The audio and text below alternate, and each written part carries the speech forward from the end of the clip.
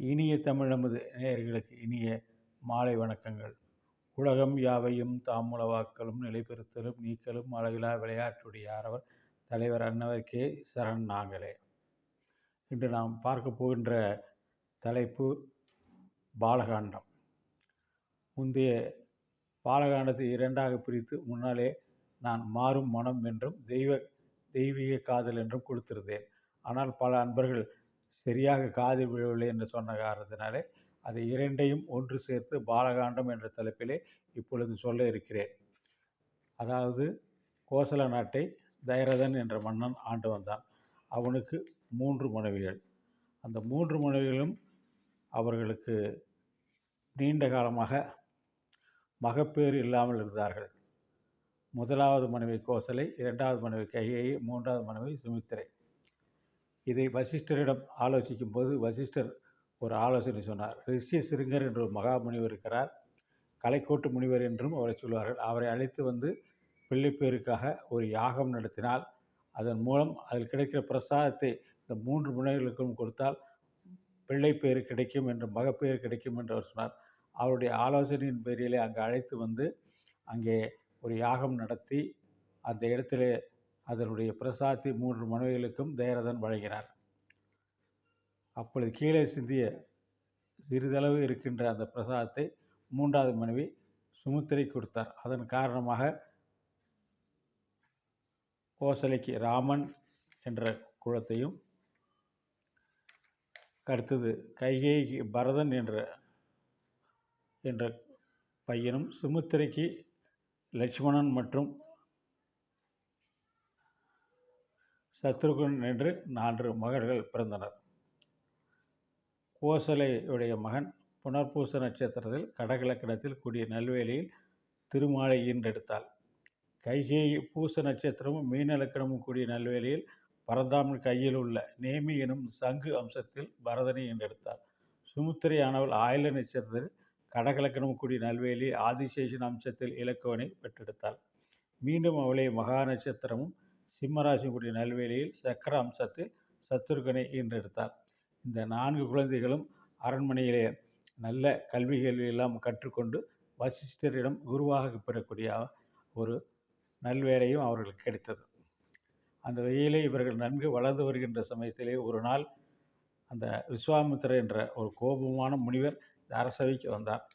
அவர் வந்தவுடன் மன்னன் தசரதன் அவர்களுக்கு நல்ல ஒரு மரியாதை கொடுத்து ஆசனத்தில் உட்கார வைத்து அவரிடம் தங்களுக்கு என்ன வேண்டும் என்று கேட்டார். நான் காட்டுக்கு சென்று ஒரு யாகம் செய்ய உள்ளேன். அந்த யாகத்திற்கு இந்த அரக்கர்களிடம் எந்தவித பிரச்சனையும் வராமல் பாதுகாக்க உன்னுடைய மகன், அதாவது அந்த கரியம்மாள் என்று ஆகக்கூடிய ராமனை தருக என்று கேட்டான். உடனே தசரதன் ராமன் மீது மிகுந்த பாசம் கொண்ட காரணத்தினாலே மயக்கமடைந்தான். வசிஷ்டர் அவனை மயக்கத்தை தெளிவித்து உட்கார வைத்து, இந்த முனிவரிடம் நாம் ராமனையும் இலக்குவனையும் அனுப்பலாம், அதனால் ஒரு சங்கடமும் இல்லை, நேராது என்று உறுதி சொல்லி அவர்களை அனுப்பி வைத்தார். அவர்கள் இருவரோடு இந்த முனிவர் சென்றார். சென்ற இடத்திலே முதலிலே அவர்கள் பார்த்த இடம் தாடகை. தாடகை அவள் மிக ஆபத்தானவள், பல உயிர்களை கொன்று குவித்தவள்.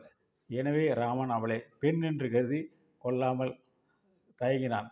உடனே இவர் விஸ்வாமித்திர முனிவர் அவள் கொடுமையானவள், அவளை கொல்வது தவறாகாது, அவள் பெண் அல்ல பேய் என்று சொல்லி அவனுக்கு ஊக்கம் கொடுக்க அவன் தன் வெள்ளை விளைத்த அம்பை விளைத்த உடனே அந்த அரக்கி காலமானாள். அவளை தாண்டிய இடத்துல சென்றுகின்ற பொழுது 2 அரக்கர்கள் மறுபடியும் திரும்ப வந்தார்கள். அவர்களையும் அவன் வதம் செய்தான். அதற்கப்புறம் மாரீசன் என்பவன் வந்தான். அவன் கடலிலே போய் ஒழிந்து தப்பித்து கொண்டான். இந்த முறையிலே அந்த 2 பேரும் ராமனும் லட்சுமணனும் அந்த காட்டிலே பர்ணசாலை அமைத்து அதிலே அவரை தங்க வைத்து அவர் செய்கின்ற அந்த யாகத்துக்காக காப்பதற்காக அவர் அம்பிலே மேலே ஒரு பாதுகாப்பை நிறுத்தி அவர்கள் அதை யாகம் செய்ய சொன்னார்கள். அவர்கள் யாகம் செய்கின்ற பொழுது எந்த அரக்கரும் வராமல் காத்து அந்த யாகத்தை நிறைவாக நல்ல முறையிலே செய்து கொடுத்தார்கள். இதற்கு பின்னாலே அவர்கள் நடந்து செல்கின்ற பொழுது அவர் ஒரு முனிவர் அவரிடத்திலே ஒன்று சொன்னார். மிதிலையிலே ஒரு யாகம் நடைபெறுகிறது, அங்கு சென்று வரலாம் என்று அழைத்து கொண்டு போனார். அழைத்து கொண்டு ஒரு மிதிலையினுடைய முன்னாலே ஒரு கருக்கல் இருந்தது. அந்த கல்லை தொட்டவுடன் ஒரு பெண் மேலே எழுந்து நின்றாள். அவளை பார்த்தவுடனே ராமன் என்ன என்று கேட்கும் பொழுது, இவள் முனிவருடைய ஆசிரமத்தில் முனிவர் வெளியே போகும்போது சந்திரன் அதாவது சென்று இந்திரன் பூனை வடிவத்திலே சென்று அந்த அவளை அடைந்தான் என்று சொல்ல, அதனுடைய அந்த முனிவரும் அங்கு இருக்க அவரிடம் அவளுடைய தவறு அல்ல, எனவே இந்த பெண்ணை நீங்கள் என்ற பெண்ணை நீங்கள் எந்தவித தொந்தரவும் கொடுக்காமல் ஏற்றுக்கொள்ள வேண்டும் என்று வேண்டினான். ராமனின் வேண்டுதலுக்கு இணங்க முனிவரும் அவரை பத்தினியாக ஏற்றுக்கொண்டார்கள். அதற்கு பின்னாலே அவர்கள் அந்த மிதிலை நகரத்துக்கு உள்ளே சென்றார்கள். மிதிலை நகரத்துக்கு செல்லுகின்ற பொழுது மன்னனுக்கு அந்த செய்தி சென்றது. சனகன் உடனடியாக அந்த இடத்திலே ஒரு அரண்மனையை தேர்ந்தெடுத்து அங்கே இருவரையும் அந்த முனிவரோடு தங்க வைத்தார்கள். தங்க வைத்ததுக்கு பின்னாலே இவன் வருகின்ற பொழுதே மாடத்திலே இருந்த சீதையானவள் பார்க்கின்ற பொழுது இந்த ராமனுடைய பார்க்கின்ற பொழுது அந்த இருவருடைய கண்களும் ஒன்றை கவி அவர்களுக்குள்ளே அண்ணலும் நோக்கினாள் அவளும் நோக்கினாள் என்ற அளவிலே அவர்களுக்கு ஒரு அன்பு மலர்த்தது. சீதை உடனே இந்த வாலிபனைத்தான் நான் திருமணம் செய்து கொள்வேன் என்று மனதிலே உறுதி கொண்டாள். அந்த சமயத்திலே அந்த சேடிமார்கள் என்று சொல்லக்கூடிய தோழியர்களை எல்லாம் அழைத்து அவர்களிடத்திலே சொன்னால், இந்த மாதிரி பார்த்தேன், அவனை பார்த்தவுடனே எனக்கு காதல் உருகிவிட்டது, அவன்தான் என் மணாளனாக வர வேண்டும் என்று வேண்டிக் கொள்கிறேன்.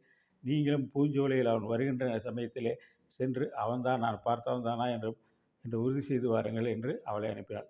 அவளும் அவர்கள் தங்கியிருக்கிற அரண்மனை பக்கத்திலே சென்று பார்க்கின்ற பொழுது அவள் சொன்ன அளவிலேயே இருந்த காரணத்தால் அவர்களும் திரும்பி வந்து சீதையிடம் உறுதி செய்தனர். நீ யாரை பார்த்தாயோ உங்களோடு நான் இருந்ததாக எங்களுக்கு தெரியும், நானும் அங்கு சென்று பார்த்தேன், அவன்தான் நீ விரும்பி அதே மணாளன்தான் அங்கே இருக்கிறான் என்று அவனிடத்திலே அவள் சொன்னாள்.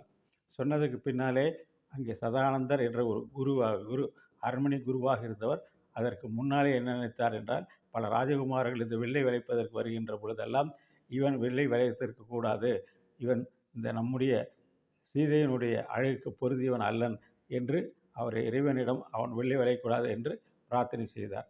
மாறாக இந்த தடவை ராமன் வருகின்ற பொழுது ராமனை பார்த்தவுடன் சதானந்தர் மனதிலே தோன்றியது, இவன்தான் அவளுக்குரிய மணாளன் என்று தோன்றியது. அவன் அங்கே சென்று அந்த வில்லை நான் எடுத்ததும் தெரியவில்லை, அந்த க்ஷணமே வில் முறிந்தது. வில் முறிந்தவுடனே அவனுக்கு சீதையை திருமணம் செய்து வைக்க சனகன் ஒப்புக்கொண்டார். சனகன் ஒப்புக்கொண்டதும் இந்த செய்தி நேராக அயோத்திக்கு சென்றது. அயோத்தி சென்றவுடன் தயரதன் மிக்க மகிழ்ச்சி இருந்தான். தனது 3 பட்டத்திராணிகளுடன் மற்றும் மந்திரிமார்கள் அவருடைய குரு வசிஷ்டர் ஆகியோரிடம் அவன் 1000 பேரை கூட்டிக் கொண்டு நேராக மிதிலைக்கு வந்து சேர்ந்தார். மிதிலினுடைய வாயிலே இருக்கின்ற சமயத்திலே அவரை அழைத்து வர சென்றான் ராமன். அப்பொழுதுதான் அந்த நகரத்துக்காரர்களுக்கு தெரியும், இந்த ராமனானவன் யார் என்று சொன்னால் மகாராஜா, அந்த அயோத்தி மகாராஜாவுடைய புதல்வன், கோசலை நாட்டில் இருக்கிற வளமிகுந்த பகுதியைச் சேர்ந்த அரசனுடைய மகன், மூத்த மகன் என்று அவர்கள் தெரிந்து கொண்டார்கள். அவன் வருகையிலே அவர்களுக்கெல்லாம் மிக ஆனந்தமாக இருந்தது. ஒரு பெண் பானமல் அவளை பார்த்தவுடன் கண்ணை மூடிக்கொண்டு உள்ளே ஓடினாள். அவளை தோழி பின்னாலே சென்று எதற்கு கண்ணை மூடிக்கொண்டு ஓடினாய் என்று கேட்டாள். கண்ணை திறந்த நான் ராவனை பார்த்தவன் என் கண்ணுக்குள் போய்விட்டான் ராமன், ஆனால் கண்ணை திறந்தால் அவன் விட்டு ஓடிவிடுவான் என்று அவள் சொன்னாள். அப்பொழுது அங்கிருந்த தசரதனை தன்னுடைய தன் தகப்பனாரையும் தன்னுடைய தாய்களையும் எல்லாத்தையும் அழைத்து கொண்டு ராமன் அரசவைக்கு வந்தான். வந்ததுக்கு பின்னாலே அங்கே ஆலோசனை நடைபெற்றது. பின்னாலே அங்கே திருமணத்துக்கு ஏற்பாடு செய்தார். மறுநாளே திருமணம் நடந்தது. திருமணத்திலே அவர்களுக்கு 3 சகோதரிகள் சீதைக்கு இருந்தது. அந்த 3 சகோதரிகளையும் 3 சகோதரர்களுக்கு மனம் முடிக்க ஏற்பாடு செய்தார் அயோத்தி மன்னர். அந்த முறையில் 4 ஒரே சமயத்திலே திருமணம் நடந்தேறியது.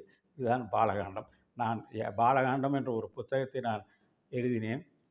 அது காரணம் என்னவென்றால், நீங்கள் முதல் அயோத்திய காண்டத்திலே அயோத்தியை பற்றி வருகிறது. அயோத்தி என்று சொன்னால் பகைவனே இல்லாத நாடு என்ற பொருள். அதனுடைய வளம் எல்லாமே மிகுந்த வளம் இருக்கிறது. யாரும் உண்மைத்தான் பேசுவார்களே தவிர யாரும் பொய்யை பேச மாட்டார்கள். அயோத்தி என்றால் யுத்தமே இல்லாத புண்ணியமான பூமி, சமாதான பூமி என்று சொல்வார். அவ்வாறு இருக்கையிலே கம்பன் இது எப்படி சொல்கிறான் என்பதுதான் நம்முடைய ரசிப்பு.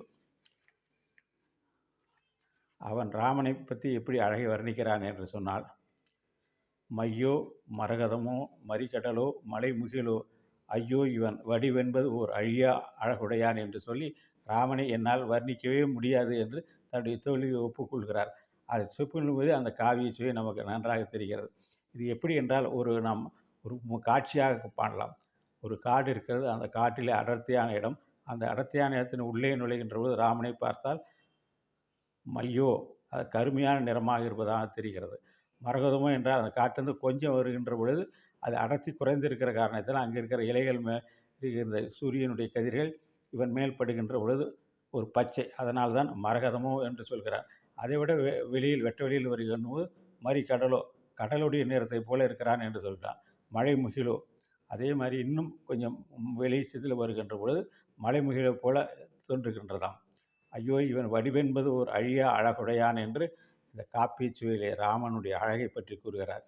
அதாவது கருப்பாக இருந்தால் அவன் அழகன் அல்லன் என்ற ஒரு எண்ணத்தை மாற்றி இந்த இடத்துல அந்த ராமனுடைய அழகை சொல்லி அந்த கருப்பு என்பது ஒரு நல்ல அழகுதான் என்பதை இந்த இடத்துல அவன் கொட்டுகிறான்.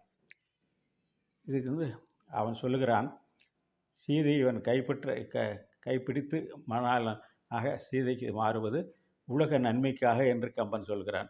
அதைத்தான் அந்த எந்த பாட்டில் சொல்கிறான் என்றால், எண்ணிலா அருந்தவத்தோடு இயம்பிய சொல் மர்மத்தின் எரிவேல் வேய்ந்த புண்ணில் பெரும் புழையில் கனல் நுழைந்தால் என செவியில் புகுதோடும் ஆறுயிர் நின்று பூசலாட கண்ணிலான் பெற்றிழந்தான் என உழன்றான் கருந்துகிறாம் காலவேலை. இது எந்த இடத்துல என்றால் அரசவையிலே ராமனை கேட்கிற பொழுது ராமன் மீது மிகுந்த பாசம் கொண்டிருந்த காரணத்தினாலே அவன் ஏற்கனவே தசரதனுக்கு குழந்தைகள் இல்லை. அவனுக்கு அதில் எண்ணிலான் பெற்று இழந்தான். அது அவனுக்கு இல்லாத சமயத்திலே குழந்தை பெற்றிருக்கிறது. ஒன்று குழந்தை இல்லை வரமே இல்லாத சமயத்தில் குழந்தை பிறந்து அதற்கப்புறம் ராமனை பிரிவது என்பது அவனுக்கு ஆற்றாத செயலாக இருக்கிறது. இதைத்தான் கண்ணிழந்தான் பெற்று இழந்தான் என்று கம்பர் பாடுகிறார் ஒரு காவிய செய்யோடு. அடுத்ததாக பார்க்கின்ற பொழுது எப்படி முன்னாலே நான் சொன்னேன் அதே போல எப்படி இவனுடைய ராமனுடைய ஒரு வீரமும் அவனுடைய புண்ணியமும் எப்படி இருக்கிறது என்று சொல்கிறான் கம்பன். இவ்வண்ணம் நிகழ்ந்த வண்ணம் இனி இந்த உலகுக்கெல்லாம் உய்வண்ணம் அன்றி மற்றோர் துயர் வண்ணம் உருவதுண்டோ கைவண்ணத்து அரக்கி போரில் மலை வண்ணத்து அண்ணலே உன் கைவண்ணம் அங்கு கண்டேன் கால் வண்ணம் இங்கு கண்டேன் என்று சொல்கிறார். அது அந்த இடத்திலே முதல்ல கைவண்ணத்திலே அந்த தாடகையை அழித்ததும் அதற்கு பின்னால் அகழி அவன் கால்பட்டதும் கல்லிலிருந்து அகழியை மீண்டு எழுந்ததும் இந்த இடத்திலே மிக அழகாக சொல்லுகிறார். கைவண்ணம் அங்கு கண்டேன் கால் வண்ணம் இங்கு கண்டேன் என்று மிக அழகாக எடுத்து சொல்கிறார். அடுத்து இந்த வில்லை ஏற்றினுடன் எப்படி அந்த வில் முறிந்தது என்பது அந்த நகர மக்கள் பார்த்து கொண்டிருக்கிறார்கள். அது எப்படி நடந்தது என்பதை கம்பன் சொல்கிறார்கள். தடுத்து இமையாமல் இருந்தவர் அவன் எடுத்துக்கிற போது கண்ணி இமைக்காமல் அந்த மக்கள் பார்த்து கொண்டிருக்கிறார் அரசவையிலே. தடுத்து இமையாமல் இருந்தவர் தாளில் மடுத்தும் நான் உறுதி வைத்தும் நான்னா அந்த வில்லில் இருக்கிற நான் இருக்குல்ல அந்த நானை கையில் பிடித்து வைத்தும் நோக்கார் கடுப்பினில் யாரும் அறிந்திலர். அந்த சமயத்தில் என்ன நடக்குன்னு யாருக்குமே தெரியாது. ஒரு நொடியில் கையால் எடுத்தது கண்டனர், இட்டது கேட்டனர். அந்த சத்தத்தை கேட்டவர்கள் எல்லாம் அண்டம் பிளந்தோ என பயந்தனர். இதை கேட்டோம்னா அந்த இடத்துல எப்படி அந்த ஒடிந்த வில்லுடைய சத்தம் அவ்வளவு குறைவாக இருந்தது என்பதை பற்றி மிக சரியாக கொண்டார். அதே மாதிரி ராமன் மிதிலையிலே நடந்து வருகின்ற பொழுது அந்த பார்க்கின்ற மக்கள் எல்லாம் எப்படி பார்த்தார்கள். முன்னேலே நான் சொன்னதை போல தோள் கண்டார் தோழியை கண்டார் தொடுகளில் கமலம் என்ன தாள் கண்டார் தாளே கண்டார் தடக்கை கண்டாரும் அகதே வாள் கொண்டு கண்ணனார் யாரோ முடிவினி முடிய கண்டார் ஊழ் கொண்டு சமயத்தன்னான் உருவு கண்டாரே ஒத்தார். அந்த இடத்திலே பார்த்தவர்கள் அவனுடைய உடலுடைய பாகத்தை பார்த்தால் அதையே பார்த்து கொண்டிருந்தார். கையை பார்த்து கொண்டு கையே பார்த்து கொண்டிருந்தார்கள். அவருடைய கரத்தை பார்த்தவர்கள் கரத்தையே பார்த்து கொண்டிருந்தார்கள். எனவே தோலை பார்த்த தோலையை பார்த்து கொண்டிருந்தார்கள். அதை மாற்றி அமைக்க கண்ணிலே அவர்கள் அமைக்காமல் பார்க்க மாற்றி முடியவில்லை என்பதை அவன் எப்படி வியந்து பார்த்தார்கள் என்பதை அவன் சொல்லுகிறான். எனக்கு ஏன் இந்த பாலகாண்டம் பிடித்தது என்றால் இந்த பாலகாண்டத்திலே தான் எல்லா விதமான மகிழ்ச்சியான செய்திகளும் இருக்கிறது. எனவே நம்முடைய வீட்டிலேயும் மங்களமாக நல்ல காரியங்கள் நடைபெற வேண்டும் என்ற எண்ணத்திலே இது ஒரு சிறிய புத்தகமாக போட்டேன். எல்லாருக்கும் இது கிடைப்பது என்பது சாத்தியமில்லை என்பதால் இந்த பாலகாண்டத்தை முதலில் இரண்டாக பிரித்து சொன்னேன். அதாவது சதானந்த முனிவரானவர் முதலிலே என்ன தோன்றுகிறது என்றால் யாராவது ஒரு இளவரசன் அந்த வில்லை உடைக்க வந்தால் அவனை பார்த்துவிட்டு இவன் நம்முடைய அரசகுமாரிக்கு ஏற்றவன் அல்லன், எனவே இவன் உடைக்கக்கூடாது என்று இறைவனை வேண்டினார். மாறாக ராமன் வந்த பொழுது இவன்தான் அவளுக்கு சரியான மணாளன் என்று எண்ணி, எனவே இந்த முடிக்க அவன் வெள்ளை உடைக்க வேண்டும் என்று பிரார்த்தித்தார். இது இந்த மனோநிலைத்தான் முன்னாலே நான் கூறியிருந்தேன். அது அந்த நேரத்திலே அவர் ஒடிக்கக்கூடாது என்றிருந்தார், இந்த நேரத்திலே ஒடிக்க வேண்டும் என்று பிரார்த்தனை செய்தார். அதான் மனநிலை மாறுதல் என்பதை நான் இங்கே சொல்லியிருந்தேன். இந்த சீதா கல்யாணம் நடைபெற்றதும் இதில் இருக்கிற மங்கள நிகழ்ச்சிகளும் எல்லா வீட்டிலும் தொடர்ந்து அந்த மங்களங்கள் நடைபெற வேண்டும் என்று பிரார்த்தித்து இந்த அளவிலே இதை முடித்துக் கொள்கிறேன். நன்றி, வணக்கம்.